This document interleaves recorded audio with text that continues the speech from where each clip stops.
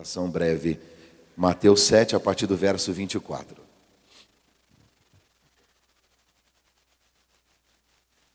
Vamos lá? Quem encontrou, diga, achei. Todo aquele, pois, que escuta estas minhas palavras e as pratica, assemelhá-lo-ei ao homem prudente que edificou a sua casa sobre a rocha.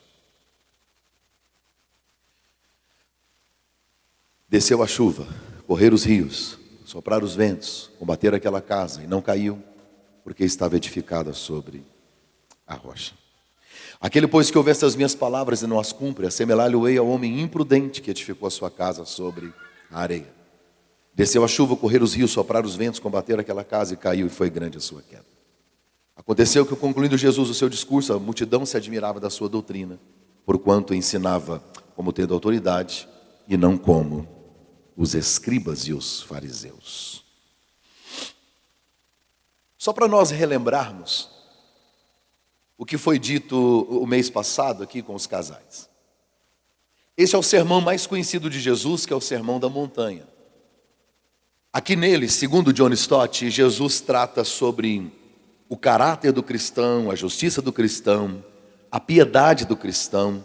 Trata também sobre relacionamentos, tanto relacionamentos interpessoais como relacionamentos familiares. Jesus chega a falar aqui sobre a ansiedade, sobre o medo do futuro, sobre divórcio, tantas outras coisas. Jesus traz uma série de orientações. Quando ele termina, ele conta esta parábola.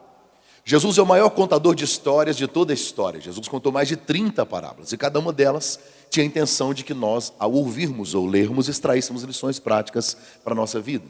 A ideia do texto, que está encerrada no texto é, preste atenção, Jesus termina a mensagem, termina o Sermão da Montanha, depois de vários assuntos, princípios fundamentais, basilares de Deus, as Sagradas Escrituras para o povo, e as multidões o seguiam. Quando ele termina a mensagem, ele diz, aqui tem duas classes, gente. Primeiro, os que vão ouvir e colocar em prática. Vou comparar vocês ao homem prudente, sensato, edificou sua casa sobre a rocha. Segundo grupo, Jesus está dizendo, ele disse aqui, o segundo grupo está aqui, ele disse, ouviu e não vai colocar em prática.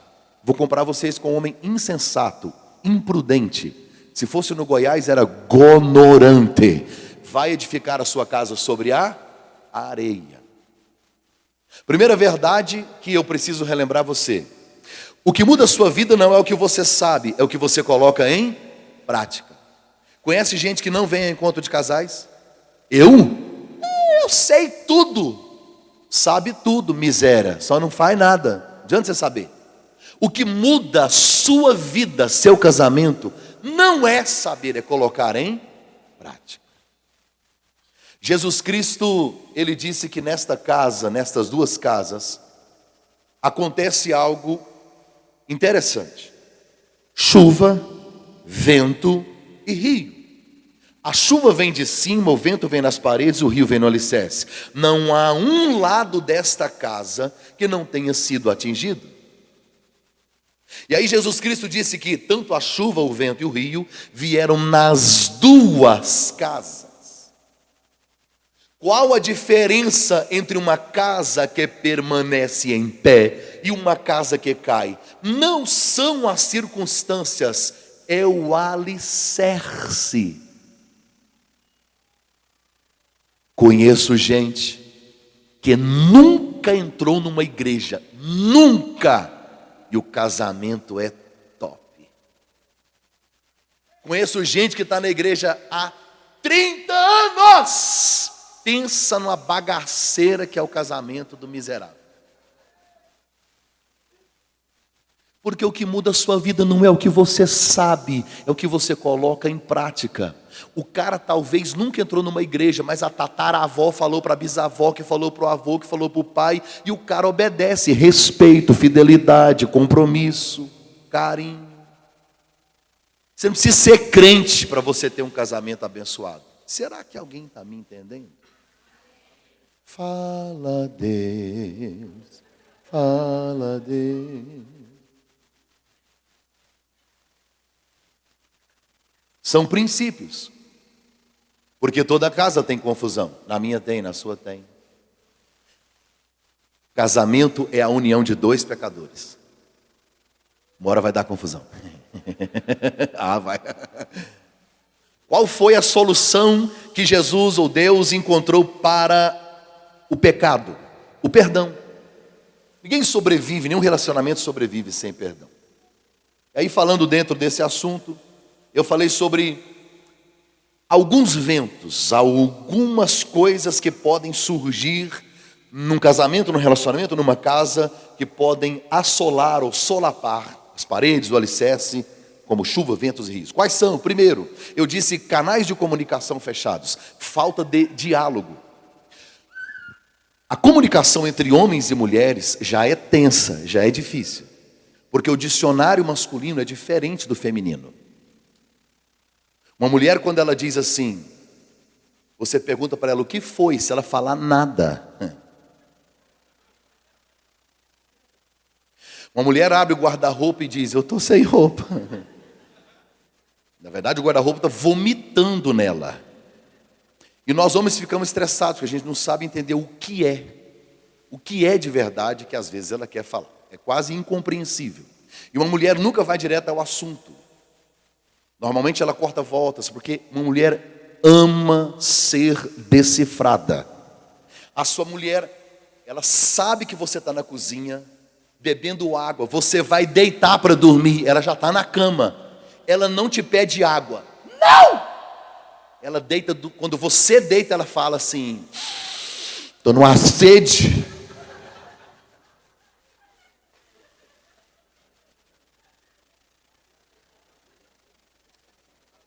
Ela não está errada. Na verdade, é a maneira dela enxergar as coisas. Mas convenhamos, a gente não vive sem mulher, né, irmão? Uma mulher, quando ela fica viúva, você já prestou atenção? Ela fica mais bonita, ela faz a cirurgia, ela viaja, ela prospera. E um homem? Você já prestou atenção? Uma mulher doente, ela namora, trabalha, estuda, corre atrás, faz congresso, não é? Ela se vira. E um cara, um homem, se ele tiver com gripe, parece que ele está com câncer, estado terminal.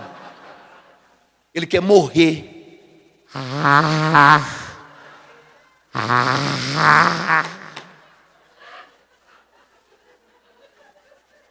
Se ele for solteiro, ele chama quem?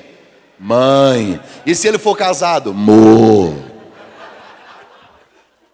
A mulher é a arca que Deus construiu para salvar o homem dos dilúvios da vida.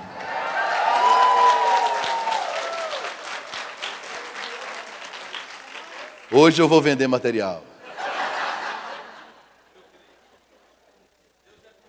Eu sinto. Canais de comunicação fechados. Eu disse que a área do seu relacionamento sobre a qual vocês pararam de falar provavelmente está morrendo. Porque tudo que não é alimentado morre. E como é que um relacionamento é alimentado? Sexo, talvez. Uma boa alimentação, talvez. Mas um bom relacionamento, ele é alimentado por palavras. Deus descia do céu para conversar com Adão, depois trouxe alguém para Adão. Não é que Adão não era feliz, Adão era muito feliz, tão feliz que Deus disse, tu está feliz demais, vou te dar Eva. Na verdade não foi para estragar a felicidade dele. O que Deus queria era que Adão tivesse alguém para compartilhar. Você pode comprar uma casa de R$1 milhão aqui em Campinas, vai morar sozinho, que graça tem. A felicidade, ela foi feita para ser compartilhada. E isso se dá por palavras. A intimidade de um casal não está no quarto, não está numa relação sexual. Isso é interessantíssimo. É como uma argamassa, um cimento que cola o casamento. Mas a palavra, o diálogo é fundamental. Quando o silêncio impera no relacionamento, reina a morte. Quando as palavras silenciam, a morte começa a falar. A área do seu relacionamento sobre a qual vocês não falam, provavelmente, está morrendo. Segundo, eu falei sobre dívidas, finanças. Em tempo de crise, como não falar em dinheiro? Dinheiro é a segunda causa de divórcio no Brasil. E casais têm confusão ou crises com o dinheiro em duas circunstâncias apenas. Primeiro, quando você tem. Segundo, quando você não tem. Porque o problema não é possuir dinheiro, é ser possuído por ele. Dinheiro no bolso é bênção, o problema é quando ele vem para cá. Você não pode servir a dois senhores. É por isso que o pastor José, todas as vezes que eu vejo ele falar de honra, falar de oferta. Quando Deus te pede uma oferta, Ele não quer tirar dinheiro do seu bolso, quer tirar dinheiro do seu coração. Uma mulher estava para ofertar, Jesus estava observando, não quanto, foi só 2 moedas, mas a Bíblia diz como. Porque na verdade, o dinheiro ele gera em nós avareza, obsessão. A mulher pede 50 reais para o marido, ele fica 30 minutos. Para quê? Por quê? Onde vai? Como foi? Dá 20 e pede o troco. E quer que ela volta de escova depressiva. Uma escova depressiva é caro. Esse dia eu cheguei em casa e minha esposa disse, acabei de chegar do salão, ela estava bonita. Eu falei, é depressiva? Ela disse, não. Eu fiz uma escova definitiva. Pensei, economizei. Ela disse, mês que vem eu faço outra. Ela não é definitiva. Mas pensando em finanças, pensando em dinheiro, muitos casais acabam se corrompendo por causa disso. Eu conheci uma irmã que emprestava dinheiro a juro para o marido. Quem tem uma mulher dessa não precisa de inimigo. Para quê? É ela quem usa o diabo, na verdade. Então, se você falar que é coisa do capeta, ele vai falar... Então, em tempo de crise, muitas pessoas não compreendem o momento e talvez fazem aquilo que nós entendemos como dívida. E aí o diabo trabalha de 2 maneiras. Ou ele te incentiva a ser avarento, segurar, sabe? Que você não investe nada, não aplica nada, você não abre mão, você valoriza mais coisas do que pessoas. Tem marido que valoriza mais o carro do que a mulher. E ela fica olhando de longe, o cara falou, mas o carro é o carro. E tudo é o carro. Ela fica olhando, essa flanela aqui em mim. E fica só observando, e o marido no carro. Tem pessoas que valorizam muito as coisas. E por outro lado, tem gente que já não valoriza nada. E aí acaba fazendo dívida e põe a culpa no diabo ainda. Pastor Josimar, vai lá em casa orar, pelo amor de Deus. Ai, foi o devorador. O devorador está de longe. Nem eu consigo devorar assim, ué. Vai devorar assim lá longe. Então, na verdade, é uma preocupação extrema que nós temos e temos que observar a questão das finanças. Dinheiro é importante, nós precisamos cuidar. Muitas pessoas não cuidam porque querem viver de aparências. Querem viver de aparências. E aí faz dívida. Dívida é comprar o que você não precisa, com dinheiro que você não tem, para impressionar pessoas que você não gosta. Quem vive de aparências... Ai, meu Deus. Vou repetir. Dívida é comprar o que você não precisa com dinheiro que você não tem para impressionar pessoas que você não gosta. Quem gosta de você, filho, gosta de você de bicicleta, de carro zero, de chinela, de roupa nova. Do dia que você tiver, ele gosta de você. Você não precisa impressionar ninguém. Quem vive de aparências aprende com o tempo que fingir ter dinheiro custa muito caro. A gente tem que tomar muito cuidado com esse negócio de tentar manter as aparências. Terceira coisa que eu falei foi sobre estresse. Gente, como nós estamos estressados. Nós estamos tão estressados aí, gerando doenças psicossomáticas dentro de casa. E aí eu disse isso aqui com muita propriedade. O fato de que nós, quando estamos estressados, a gente come estresse na rua, come estresse no trânsito, come estresse no trabalho, come estresse de todo lado. A gente vomita tudo isso em casa. A gente confunde intimidade com desrespeito. A familiaridade, às vezes, ela traz consigo a desonra. E aí a gente tem coragem de falar para o cônjuge o que jamais falaria para uma estranha. Tem homem que fala para a mulher o que ele jamais falaria para uma estranha na rua. Tem homem que tem coragem de falar, tem mulher que tem coragem de falar para o marido o que ela jamais falaria para o pastor, mas em casa fala. A gente fala sem pensar. Tantas pessoas estão com o coração sangrando, foram esfaqueados com palavras afiadas. Tem mulher que casou com um príncipe montado num cavalo, e o príncipe foi embora. Eu disse isso aqui semana passada. Estresse. Ainda contei algumas histórias. Eu disse em Provérbios 29:11, diz que um tolo expande toda a sua ira, mas o sábio a encobre e reprime. Pessoas com tolerância zero. Tolerância zero. O cara vai comprar veneno para matar rato. Aí o cara fala, senhor, eu vim comprar um veneno para matar rato. A menina disse, o senhor vai levar agora? Não, vou trazer os ratos para comer aqui. É gente que não tem paciência de nada.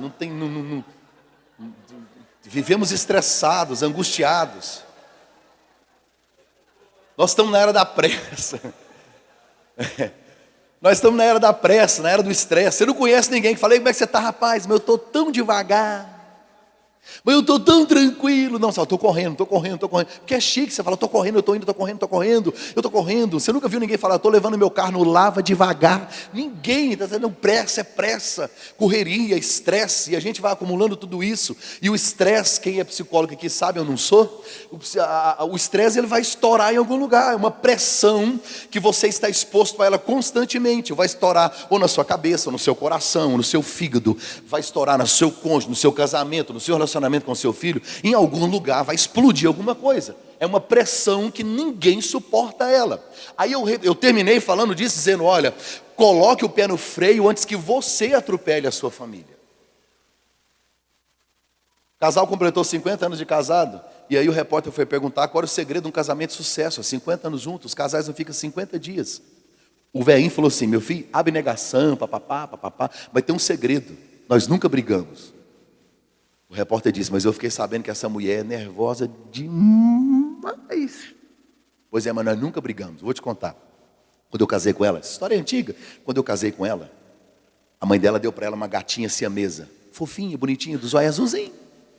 Ela levou para a lua de mel. Ela gostava tanto da gata, que a gata dormia na cama e eu no chão. Apaixonada, amava essa gata. O primeiro dia que a gente estava lá, ela estava andando por ali, sem querer ela pisou no rabo da gatinha. A gatinha foi um em oi a minha calça dela, assim. Ela olhou para a gatinha e fez No outro dia, passeando por ali e tal, andando e tal, sem querer ela sentou. Quando ela sentou, esbarrou na gatinha. A gatinha foi, mordeu no dedo dela, devagarzinho. Ela fez 2.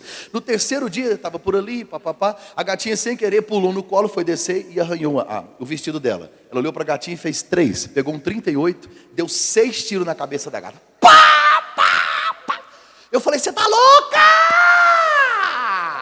Você é doida? Você pirou? Ela olhou para mim e fez 1. Nunca mais nós brigamos. Vai morrer, velho?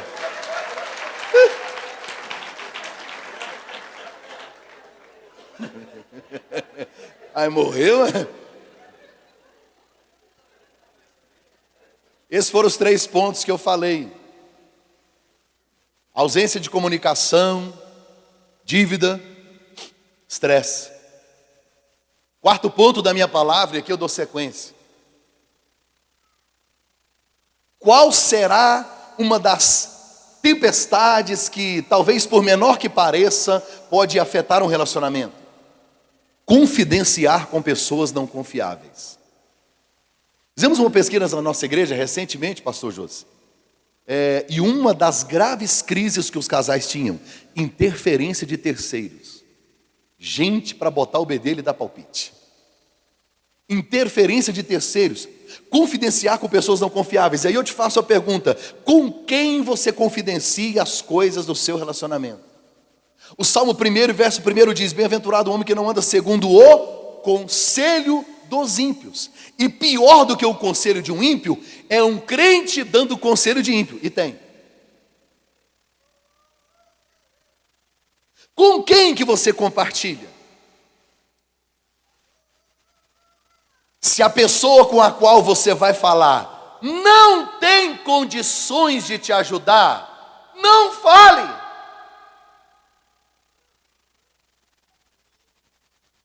Hoje foi falado aqui sobre o 2º livro dos Reis, capítulo 4, a Sunamita. O filho dela morreu. Ela pega o garoto, deixa no quarto, vai ao encontro de Eliseu. Eliseu olha de longe e diz: Geazi, vai e faz 3 perguntas para ela. Geazi chega até a mulher, ela está num jumento. Geazi diz: vai bem contigo? Ela disse: vai. Vai bem com o teu marido? Vai. Vai bem com o teu filho? Vai. Quando ela chega em Eliseu, Eliseu faz a mesma pergunta: vai bem contigo? Vai. Vai bem com o teu marido? Vai. E com o teu filho? Morreu. Por que ela não diz para Geazi? Porque não resolve. Eliseu pegou o cajado, pôs na mão de Geazi: vai. Não resolveu. Sabe, pastor, que eu preciso desabafar. Eu tenho uma amiga que ela parece psicóloga, mas ela não é. O nome disso é fofoqueira.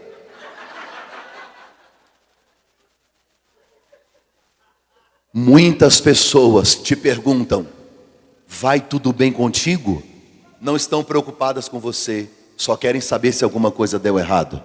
A metade das pessoas que curtem seu negócio do Face lá, só estão lá para saber se alguma coisa vai dar errado.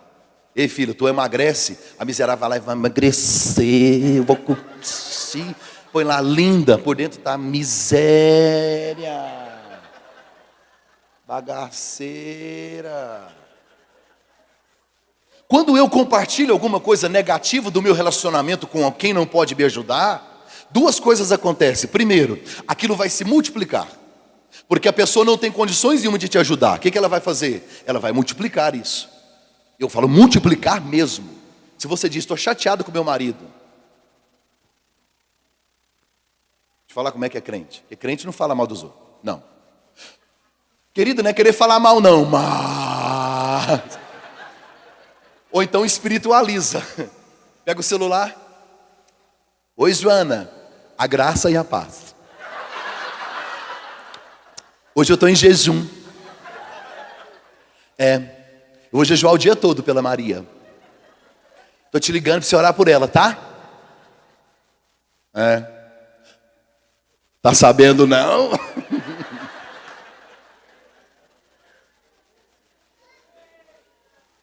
Segunda coisa que acontece quando você compartilha algo negativo do seu casamento. O diabo agora ele sabe quais os seus pensamentos a respeito do seu relacionamento que ele não sabia. Você acabou de plantar uma semente terrível.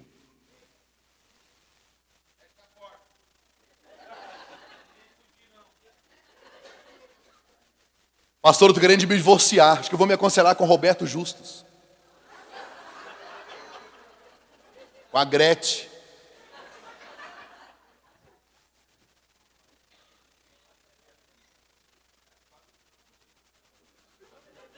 Pastor, estou querendo ter mais filhos. Vou falar com o Fábio Júnior. Só se for. Uma questão de bom senso. Olha o que a Bíblia Sagrada diz. Preste atenção. Provérbios 26:9. Como o espinho entra na mão do bêbado, assim é um conselho na boca do tolo. Cego guiando outro cego. Tem caráter, tem vida com Deus, integridade, idoneidade, tem uma vida irrepreensível e libada, não precisa ser perfeito não. Esses dias eu recebi um convite, eu falei aqui, de um casal que fazia bodas, 75 anos de casados. Quer saber como durar um casamento? Pergunte para eles. O que eles disserem, pode ter certeza, é verdade. Contra fatos não há argumento. Pastor, tá, não posso falar negativamente, mas eu posso compartilhar as coisas positivas do meu relacionamento? Depende. Esse dia eu estava observando 5 irmãs na rodinha. Na verdade, assim, as 5 juntas falam 5 assuntos diferentes, ao mesmo tempo todo mundo se entende. Elas conversando e tal. E uma delas quer cometer um homicídio por seu marido lá, e matou o cara. Então, elas conversando e tal, e uma delas dizia assim, meu marido, ele me traz flores, meu marido, me beija, ai meu marido, maravilhoso, não sei o quê. E eu observando, uma delas falou assim, maridão, né?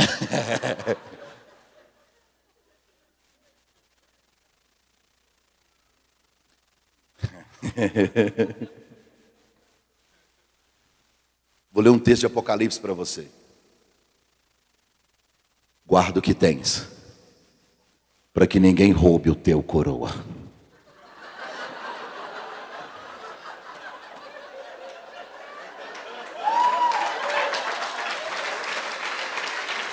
É seu, ó.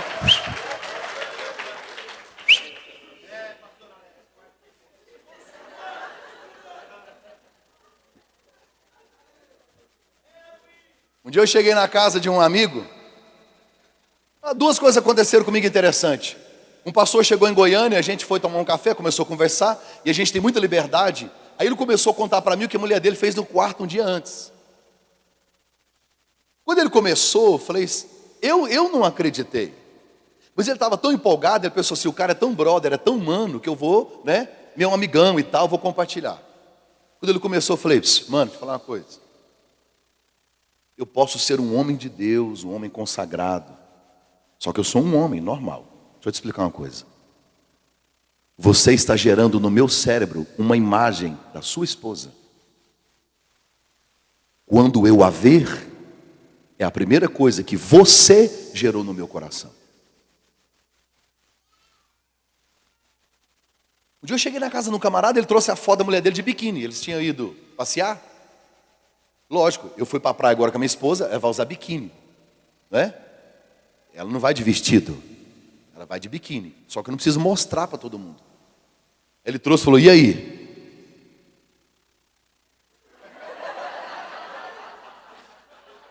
Tava lá o corcovado, o pão de açúcar. Mas eles não estavam no Rio de Janeiro, não. Eu orei, Senhor, e agora? Se eu falar que tá ruim, a irmã fica triste. Se eu falar que tá bom, minha mulher me mata. Respondi igual um boi.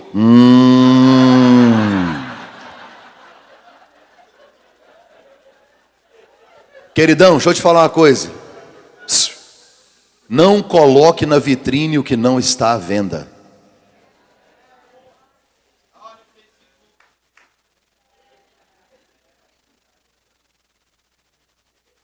Um dia uma mulher casada falou para mim assim, pastor, não tem nada não, só tem que parar de falar essas bobeiras, não tem nada a ver, a vida é minha.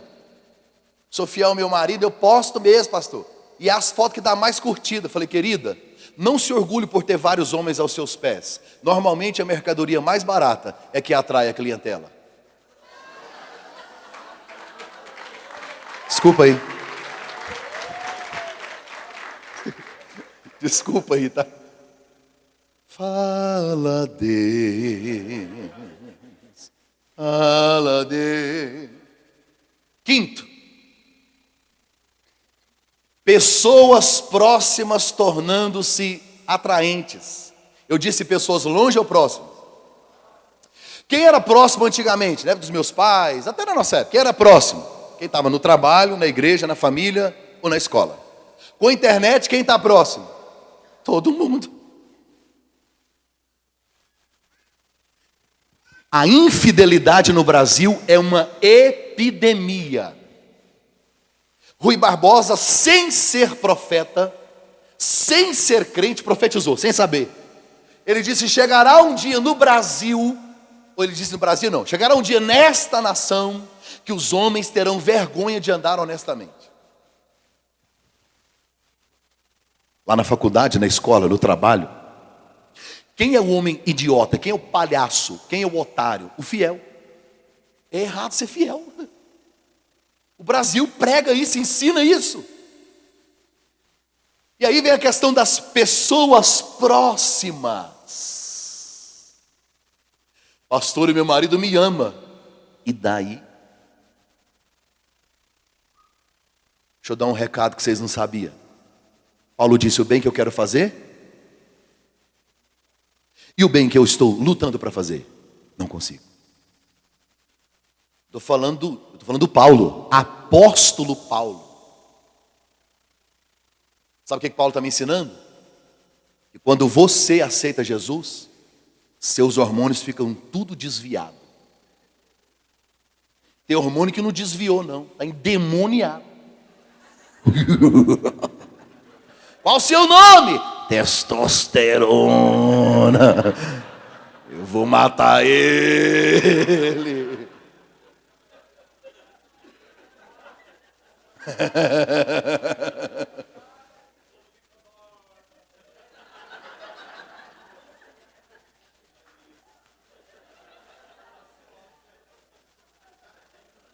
Olhe para mim. Pastora Débora, esses dias eu estava assustado, porque eu vim conversando com o pastor Pedro, cadê ele? Estava por aí? Estava conversando.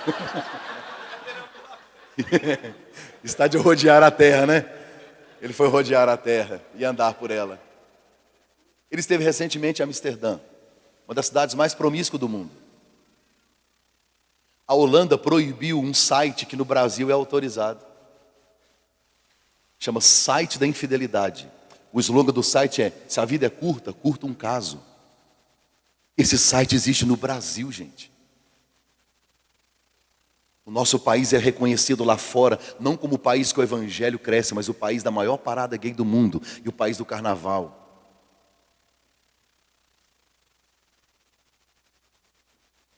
Isso me deixa estarrecido.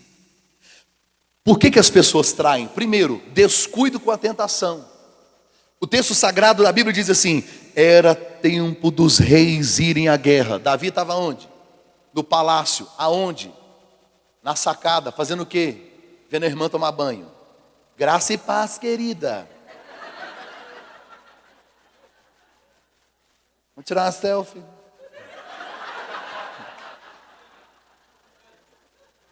Olhe para mim, olhe para mim. Presta atenção. Davi compôs 73 salmos. Talvez mais, mas na Bíblia dos 150, 73 é dele. Ele é um cara segundo o homem, coração de Deus, um cara crente. A insígnia, né, da bandeira de Israel é a estrela de Davi. Ele é o cara, ele é o cara. Ele é um cara de oração, um homem santo, tudo bem. Agora fala para mim, o cara está sozinho, vendo uma mulher topíssima tomar banho, não quer cair não? Vai falar o quê? Falar em línguas? Ah, me canta, tu me levas. Vai falar o quê? Não dá para espiritualizar. Não dá para fazer um salmo com a cena dessa.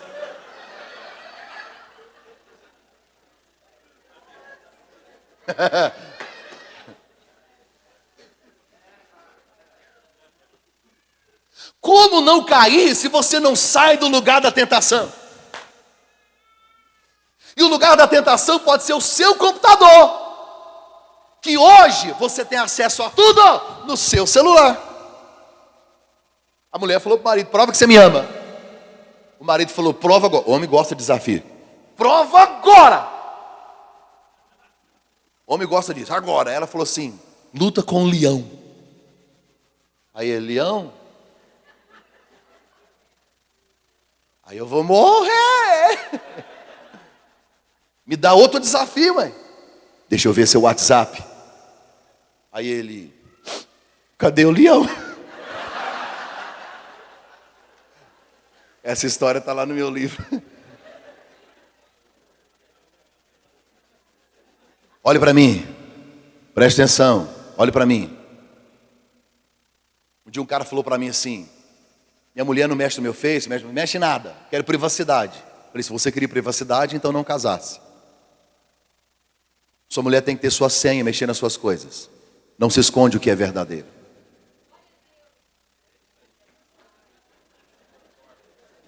Fala Deus, fala Deus.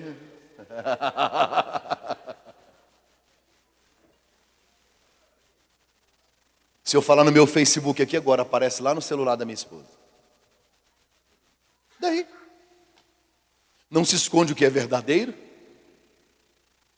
Quantas vezes alguma irmã entra no meu Facebook e fala: oi? Bem, eu sou um pastor, que tal graça e paz? Aí ela já responde: tudo bem, querida, esposa do pastor Mark, está precisando de uma oração.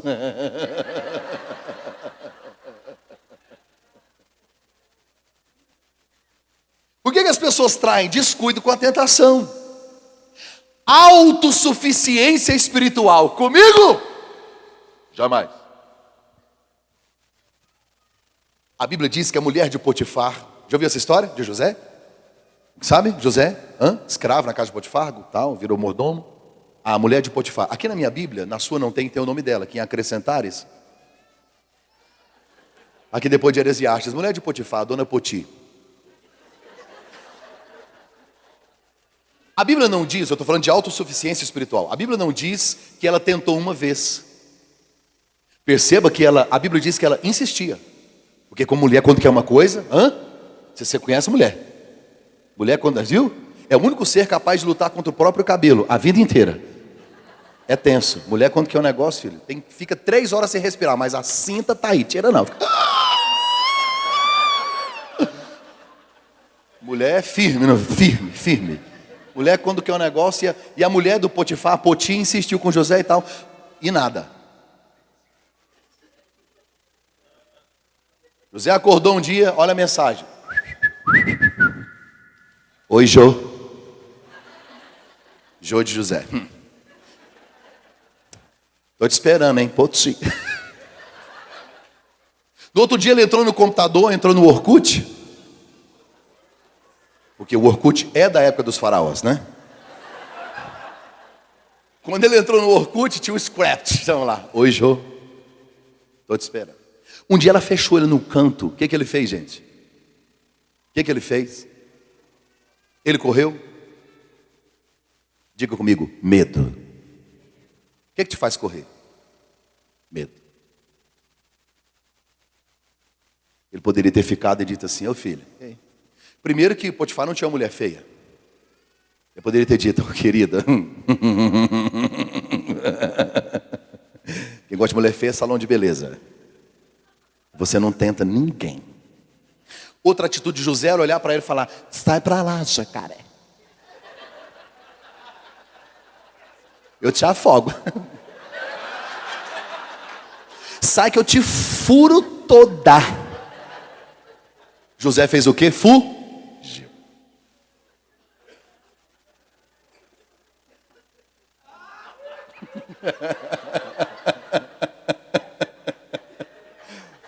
Ai, ai.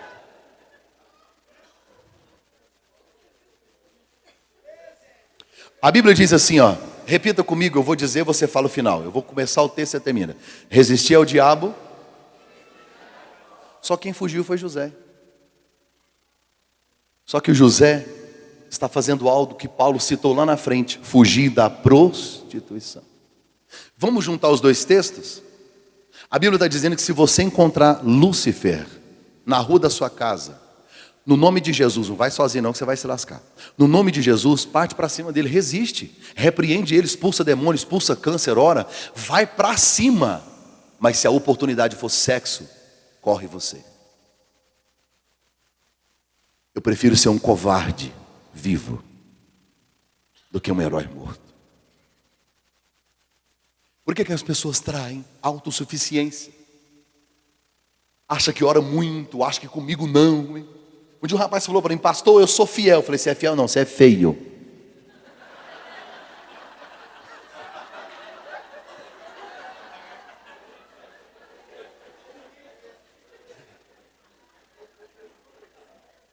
Maldade, né? Porque a oportunidade é o teste da fidelidade. Então, queridão, ela apareceu. Normalmente, a gente não se olha no espelho quando elas aparecem. Ela é linda, né? Tem um cabelão, tem um corpão, tudo amo. E tá te dando mole. Você não se olhou no espelho não, cara? Acorda, velho. E fica se... O cara fica se achando. Tô podendo. Você não entendeu ainda que o diabo quer matar você e sua família. Ele não é idiota e ele sabe exatamente onde é que a sua química será ativada. Ele não é burro. Ele não é otário. Quando Deus foi criar um projeto chamado família, quem ele criou primeiro? O homem. Porque como arquiteto, como engenheiro, qual a primeira coisa que você faz numa casa? Alicerce. Sacudiu o alicerce, balança a casa inteira. Estamos perdendo os referenciais masculinos dentro de casa. O diabo está fazendo de tudo para bagunçar. Aí as irmãs não fogem, né, querida? Porque aquele rapaz, ele é muito educado. Como pode ser tão gentleman? Como pode te dizer palavras que faz 30 anos que você não ouve? Como pode notar sua unha, seu cabelo? Como pode dizer tantas vezes que você emagreceu, sendo que isso não aconteceu?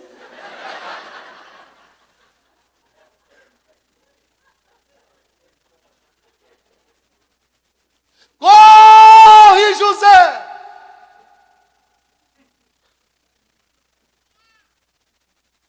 Não troque o seu casamento, sua história e o projeto de Deus por 30 minutos no motel. Não vale a pena. Esses dias eu orava a Deus, a Bíblia diz: quem está em pé, olhe para que não caia. O Espírito Santo dizia: enquanto você estiver em pé, fale. O meu país ensina: quer ser homem, fique com várias mulheres. Eu vou guardar o que minha mãe me disse e vou levar o resto da minha vida, mesmo que eu não consiga viver isso, mas é um princípio que eu vou guardar para sempre. Ser macho não significa transar com várias mulheres. Um homem de verdade é aquele capaz de amar, respeitar e ser fiel à mesma mulher o resto da sua vida. Isso é macho.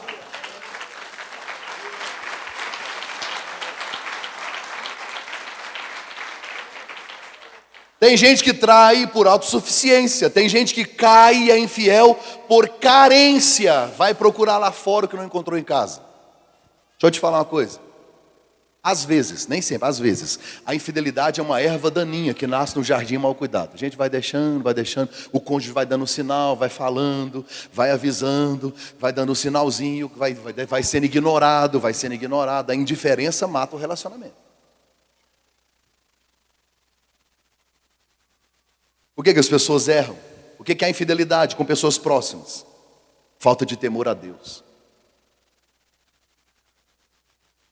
O que gera infidelidade não é ausência de sexo, não é ausência de carinho, nem ausência de atenção. É ausência de caráter.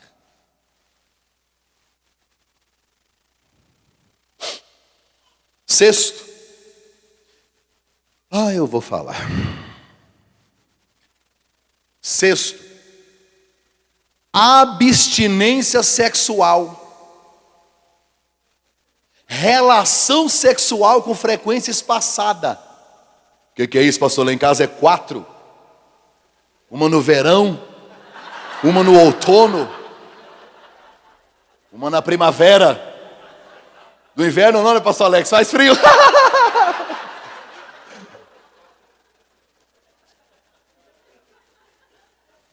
Você reúne casais e diz: gente, hoje eu vou falar sobre sexo. Você percebe alguns assim: sexo. Eu lembro.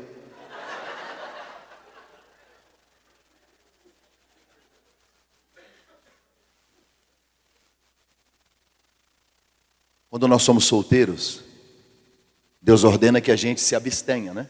E se preserve. E o diabo encontra todas as oportunidades possíveis para você ter o maior número de relações. Quando você casa, ele te enche de atividades. Ele coloca tanta coisa para você fazer, que quando a gente fica junto, é uma vez por semana, às vezes 2 da manhã, 3 da manhã, oferecendo o resto para o cônjuge. Quantas camas deixaram de ser um banquete de celebração para ser um ringue de brigas? A palavra de Deus é clara na primeira carta aos Coríntios, capítulo 7, é o texto clássico. O marido cumpre o seu dever com a sua esposa, e da mesma maneira a esposa cumpre o dever para o seu marido. É dever. Escute, sexo fora do casamento é pecado. Casamento sem sexo também está errado. E a frequência do relacionamento, óbvio, depende de uma série de fatores. Questão hormonal, questão do período da mulher, às vezes com filho, às vezes gravidez. Existe uma série de fatores, mas em regra geral, eu ando preocupado. Você sabia que o homem, isso é científico, tá? Não estou enchendo linguiça, eu li, estudei sobre isso, perguntei ao médico. O homem recebe 5 injeções de hormônio por dia para a produção de esperma. Quando isso não é liberado, converte-se em proteína e vai para o sangue. É por isso que está cheio de homem nervoso, estressado, dando tique. Você olha para o cara está...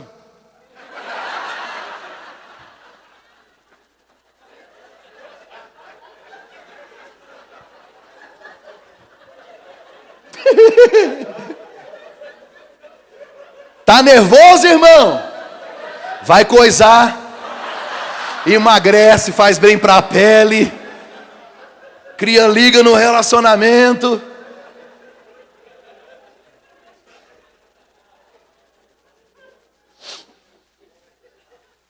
Deixa eu dar uma dica para as mulheres, olha para cá. Quer saber se seu marido está afim de sexo? Põe o dedo no nariz dele. Se ele estiver respirando. Porque o homem gosta muito. Faz pouco, mas gosta muito. O que é cumprir o dever? Como a mulher cumpre o dever para o marido? Fazendo, é só isso. Porque para a mulher ter uma boa relação, ela precisa de motivo. O homem precisa de lugar. Pronto, é um lugar, tá beleza. Então para a mulher, como é cumprir? Fazer, só isso. Agora o problema é para o homem, como cumprir o seu dever? Fazendo bem feito. Porque mulher não gosta de quantidade, mulher gosta de qualidade. O sexo bem feito, nenhuma mulher rejeitará. Talvez quando a mulher me rejeita, eu preciso repensar em algumas coisas. Porque sexo começa às 7 da manhã. Quer dizer, se você queria fazer hoje, já era, velho. Já era, você vai ter que pensar, projetar para amanhã. Já era, velho, já perdeu. A não ser que você começou de manhã. Porque o cérebro da mulher vai processando nesta área. Ela acorda, se fica olhando. Ela, o que você está olhando? Você fala, não, nada. Nada, se eu te pego.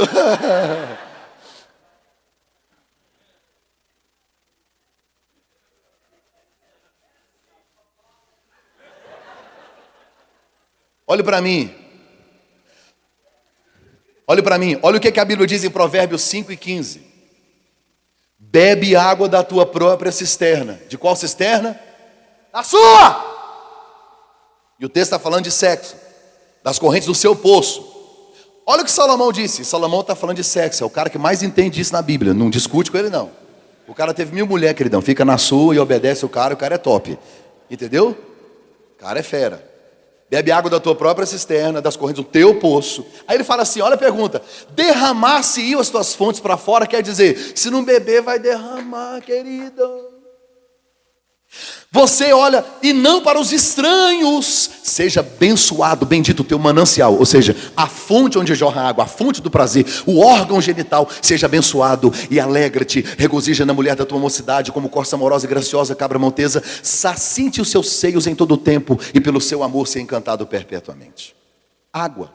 Por que Salomão compara sexo com água? Porque nada mata a sede, a não ser água. Você pode tomar coca, soda limonada, suco de limão, pode fazer o que você quiser. O que mata a sede é água. O que nada substitui sexo. Não, pastor, eu cozinho tão bem. E daí? Ah, pastor, eu dei um carro para ela. E daí? Passou a época que nós não entendíamos nada disso, que eram obscuros, cegos. O Brasil é o país da sexolatria. Eu tenho um nojo de muita coisa que eu vejo na TV. E a gente pega tudo que aprendeu na televisão, na internet, com o primo, com o cunhado, com o tio, não sei quem. Ninguém teve orientação nenhuma dos pais, nunca nem leu um livro. Pega os outros relacionamentos que teve, talvez envolvimentos com todo tipo de gente. Pega tudo isso e joga dentro do casamento. Por causa... Gente, com desconhecimento. Eu conheci lá em Goiânia, um pastor nosso atendeu uma senhora. 20 anos de casada, ela é gerente de banco. Ela é formada, ela é advogada formada, gerente de um grande banco. Há 20 anos de casada, nunca teve um orgasmo. Está errado, gente. Se tem alguém que tem que ser feliz nessa área, somos nós, somos obrigados. Porque além de termos o manual que é a Bíblia Sagrada, temos o Espírito Santo, temos a direção, tem uma turma aqui na igreja de gente, de líderes, de pastores, tem gente que pode te ajudar. Procure alguém que pode te socorrer, te ajudar, porque às vezes o problema é hormonal, você vai ao médico, é na mente, você vai no psicólogo, sei lá, procure um pastor, capeta, expulsa esse troço. Resolve. Me ajuda, gente. A mulher foi com o marido ao médico, chegou lá, era ginecologista. O Zé falou, o que você veio fazer aqui, Maria? Eu vou no médico, ele olha as coisas da gente. O Zé falou, não vou entrar não, que a hora que ele mandar você tirar a roupa para ver as coisas, eu vou ficar brabo demais. Vou ficar aqui fora. O médico perguntou algumas coisas para ela. Perguntou. Aí falou para ela assim, Dona Maria, a senhora tem orgasmo? Ela, peraí só um pouquinho, doutor. Saiu lá na recepção, tinha umas 50 pessoas. Ô Zé! Nós tem orgasmo? Ele disse, não, é Unimed.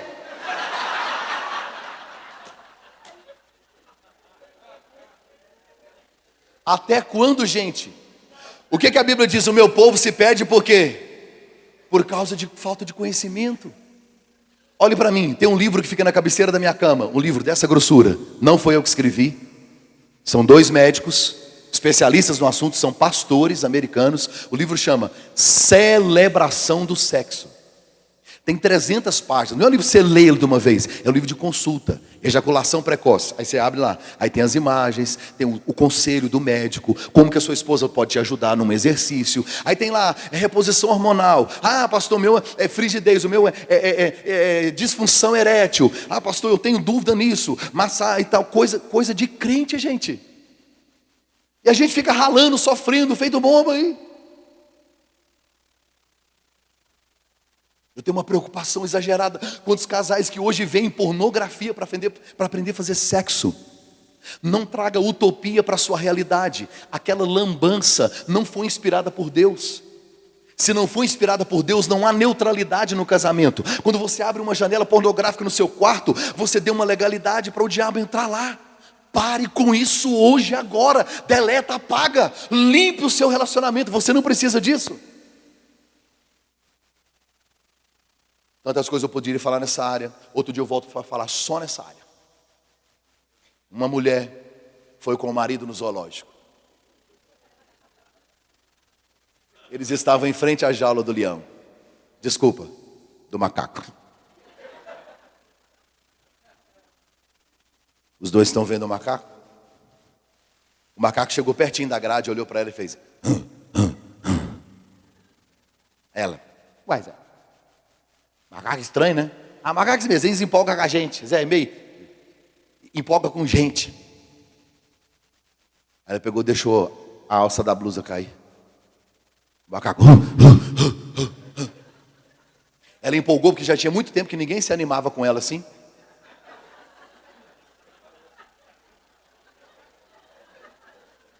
Ela puxou a borda da saia assim, só um pouquinho assim, até aqui. O macaco ficou doido. Arrancou a grade e partiu para cima dela. Pega, não pega, pega, não pega. Ela passou perto do marido e falou: Zé, o que eu faço? Fala para ele que você está com dor de cabeça, que hoje você não está afim, que você não quer. Fala para ele. Avisa ele, hein?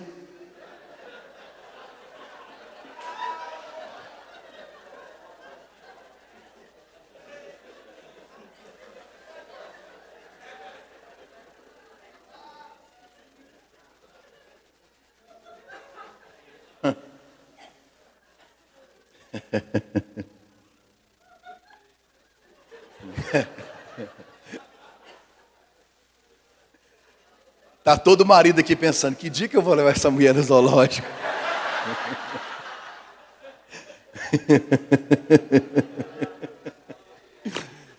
Fala Deus, fala Deus. Repita comigo Provérbios 27, 7. Repita comigo, diga assim: a alma farta pisa favos de mel, mas para a alma sedenta até o amargo do fel é doce.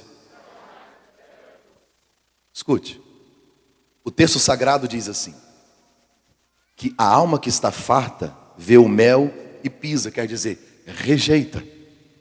Mel é bom, mel alimenta, mel é gostoso, mel é doce, é ótimo. Por que pisa?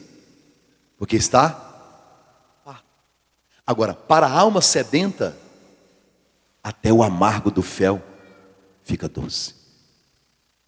E a pergunta que fica é: seu cônjuge está alimentado? Eu sou pregador itinerante. Eu não fico tantos dias fora de casa. Um dia o cara chegou lá em Goiânia: pastor, fulano está aí, prega demais, põe ele para pregar na vigília aí e tal. Ele vai ficar aqui uns 40 dias. Como assim? Ele é um robô? Ele é uma máquina? Alguma coisa vai dar errado?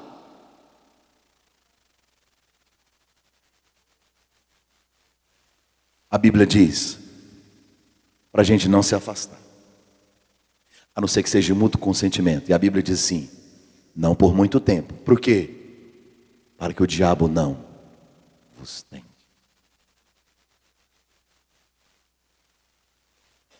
Eu vou finalizar o último ponto. Cadê o tecladista? Vem para cá para a gente fazer aquele final aqui. Tá aí? Cadê aquele menino? Vem, querido, vem cá. Deus te abençoe. Música linda aquela.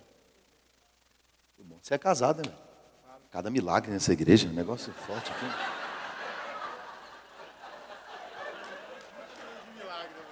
– 20 anos.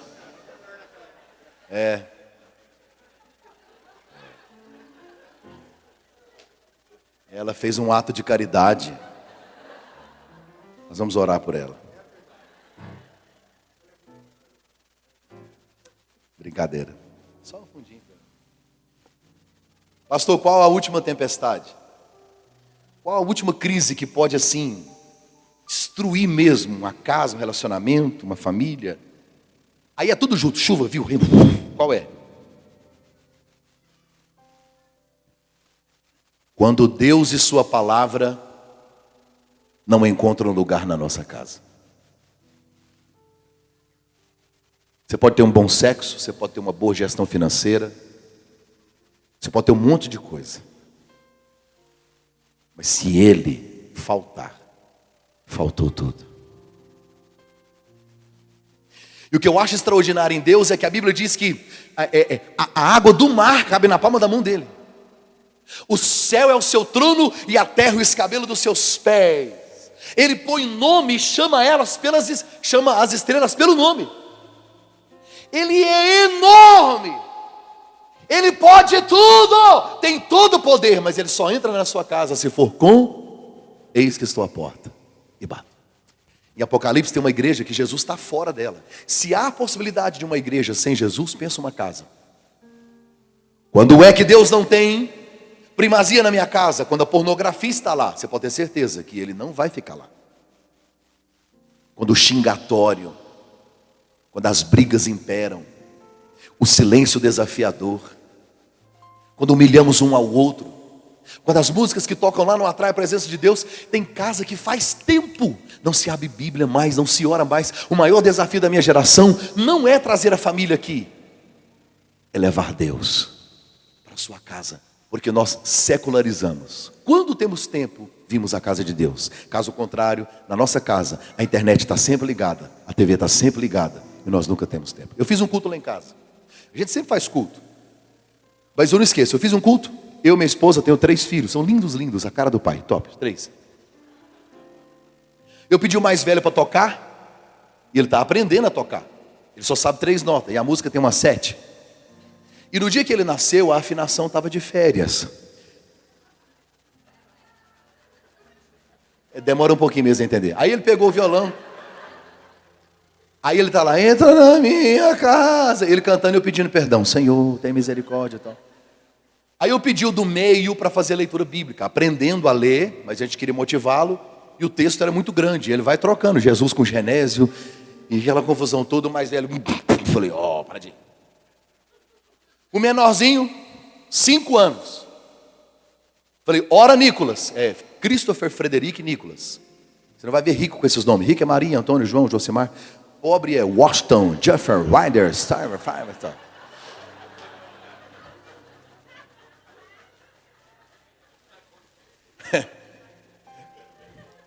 Aí tá lá os meus.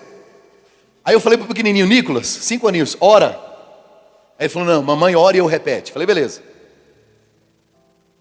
Aí ela foi orando como boa assembleiana e tal. No meio da oração ela disse a palavra adversidades. Esse menino arrumou tanta cidade, que na 4ª cidade que ele arrumou da palavra que ele não sabia, todo mundo caiu na risada. Pá! Acabou com o culto. Aquela risaiada e tal. Eu falei: agora parou! Vou consertar o culto. Vou fazer uma oração forte. Todo mundo fechou o olho, fez silêncio. Eu fiz uma oração. Senti muita graça de Deus, muita presença de Deus. Eu terminei de orar. Os meninos foram brincar no Xbox. O meu filho mais velho foi fazer uma tarefa. Minha esposa saiu. Aí eu fiquei sentado no chão da sala. E o Espírito Santo falou comigo, fortíssimo: Mark, uma família inteira, vocês desligaram a televisão, desligaram a internet, os celulares, o telefone. Vocês leram a minha palavra, cantaram um hino ao meu nome, oraram para falar comigo. Mark, não é o formato, não é a liturgia, porque eu nunca procurei adoração. Eu procuro adoradores. Eu recebi o culto da sua casa. Deus quer entrar lá. Sua casa pode faltar uma TV, sua casa pode faltar talvez um carro novo, sua casa em tempo de crise pode faltar o que vocês tinham antigamente, pode faltar gasolina, pode faltar qualquer coisa. Deixa ele faltar. Porque se o Senhor não edificar a casa, em vão trabalham os que edificam. Se ele não for a rocha, qualquer pequeno vento, chuva ou rio vai derrubar a sua casa. A minha oração é para que nós convidemos ele hoje mais uma vez. Que o Espírito Santo entre na sua casa, entre na sua família. Coloque-se em pé, eu quero orar por você. Escute o que eu vou te contar aqui em 2 minutos. Eu ia até às 11, agora que deu 10. E eu vou finalizar, já finalizei. O que muda a sua vida não é o que você sabe, é o que você coloca em prática. Pastor Josimar, esse dia eu estava lembrando o quanto Deus é bom para mim. Uma das maneiras de Deus mostrar que está presente ou está na nossa família é nos presenteando, nos abençoando. Aí eu aprendi uma verdade: antes de comprar, dê a Deus a oportunidade de te dar. Não é que você não tem o dinheiro, mas é que se Ele te der, você sabe que foi Deus. Deus já me deu um carro. Um empresário uma vez me deu um Golf, semi-novo na época, top, me deu. Teve uma vez que em 3 meses eu ganhei 7 ternos. Uma vez os empresários lá da igreja e os pastores estavam reunidos numa última reunião da equipe que ia para Israel. Um deles falou assim: cadê o Mac? Falou para o cara da agência, lá na reunião, só deles. O Mac está achando que agora começou a pregar, está viajando, está se achando o cara. Ele não vem mais nas reuniões, né? O cara da agência falou: quem é Mac? Pô, o pastor aqui da igreja aqui, que vai com a gente. O cara olhou na lista e falou: não, ele não vai. Eles descobriram que eu não ia. Na cabeça deles, eu estava com eles na viagem, só que eu não tinha condições. Eles ficaram tão revoltados que juntou todo mundo e pagou minha passagem. Em janeiro agora vou eu e minha esposa. Um pastor de São Paulo disse: eu quero que você vá com a gente. Em dezembro eu capotei meu carro, eu contei aqui. Ganhei uma X35 de quase 70 mil reais. Eu paguei 10 mil nela. Eu tenho uma casa de 130 metros quadrados que eu gastei 100 reais para fazê-la. Um dia eu venho cá só para contar isso. Eu tenho inúmeros testemunhos de coisas grandes, mas sabe qual que mais me marcou? Não foram esses, porque eu sei que Deus faz coisas grandes. Isso eu sei. Mas um dia eu estava voltando da igreja com a minha esposa, ela grávida de 8 meses, do nosso primeiro filho, subindo de mãos dadas, a pé, sem carro, morando de favor. Pobre de marré, marré. Vocês já ouviram falar nisso? Só que o meu era muita ré, mais ré do que mar. Passamos na porta de uma pamonharia. Vocês acham que sabem o que é pamonha? Não, você tem que ir em Goiás para você entender o relacionamento íntimo do goiano com a pamonha. Você não está entendendo. É um amor. Goiano sente cheio de pamonha de longe. Passamos na porta da pamonharia, aquele cheiro. A minha esposa grávida disse assim: que vontade de comer uma pamonha à moda. Pamonha à moda, ela vem assim apimentadinha com linguiça de porco e queijo. Aleluia. Ela disse: ai, que vontade de comer uma pamonha à moda. Eu falei: gente, está tão quente em Goiânia hoje, que calor é esse? Não tinha dinheiro, não tinha cheque, não tinha cartão, não tinha nada. Quebrado. Cheguei no barracãozinho onde a gente morava, ela sentou, ela deitou na cama assim, pôs as perninhas para cima, aquele barrigão, as perninhas inchadas. Eu fui para o banheiro, aí eu deitei a tampa do vaso, aí eu chorei muito, eu falei, Deus, um homem que não consegue ou não tem dinheiro para comprar uma pamonha, é um pamonha. Eu estava mal. Alguém gritou lá no corredor, o nome da minha esposa, Susan. Ela falou, mozinho, não consigo nem levantar, estou cansada. Viemos a pé da igreja, aquela barriga enorme que ela estava gravidinha. Lavei o rosto, enxuguei, fui pelo corredor, que tinha uma casa na frente, a gente morava num barracãozinho no fundo, 3 cômodos, de favor. E eu morei lá 7 anos. Quando eu cheguei, era a esposa do vice-pastor da igreja, pastor Esther. Ô pastor Esther, tudo bem, quer entrar? Não, não quero entrar não. Eu estava na pamonharia. Vi você e a Susan passar na porta. E quando eu vi a Susan grávida, eu me lembrei que quando eu estava grávida, eu tinha tanta vontade de comer pamonha à moda. Mas era muita. Eu nem sei se a Susan gosta. Desculpa até incomodar vocês uma hora dessa. Mas eu não podia ir embora sem trazer para ela 5 pamonhas à moda para vocês comerem. Quando Deus entra na sua casa, você acha que Ele está preocupado só com aquelas coisas?